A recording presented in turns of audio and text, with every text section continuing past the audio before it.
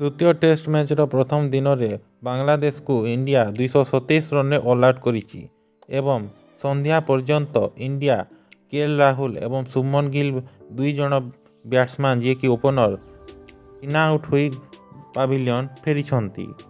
Shubman Gill 14 run ଏବଂ KL Rahul 3 run କରି ଏବେ ପାଭିଲିୟନକୁ ଫେରିଛନ୍ତି।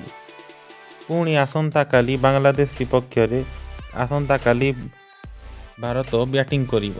ତେବେ ଦେଖିବାକୁ ବାକି ରହିଲା 227 ରନ୍ ଚେସ୍ କରି ଆଗକୁ ଭାରତ ବଢ଼ୁଛି ନା 227 ରନ୍ କରିପାରୁନି, କିମ୍ବା ଗତକାଲି ଟିମ୍ ଇଣ୍ଡିଆର ବ୍ୟାଟିଂରେ କେତୋଟି ୱିକେଟ୍ ଟିମ୍ ଇଣ୍ଡିଆର ଯାଉଛି।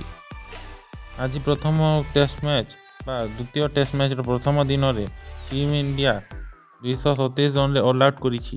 ହେଲେ ଗୋଟେ ସମୟରେ ଏମିତି ଲାଗୁଥିଲା ଯେ ବାଂଲାଦେଶ ବହୁତ ଗୁଡ଼ିଏ ରନ୍ କରିନେବ ଏବଂ ବହୁତ ବଡ଼ ଲକ୍ଷ୍ୟ ଦେବ, କିନ୍ତୁ ପରେ ପରେ ଭାରତର ବୋଲରମାନେ କମ୍ବ୍ୟାକ୍ କରି ବାଂଲାଦେଶକୁ 227 ରନ୍ରେ ଅଲଆଉଟ୍ କରିଦେଇଥିଲେ।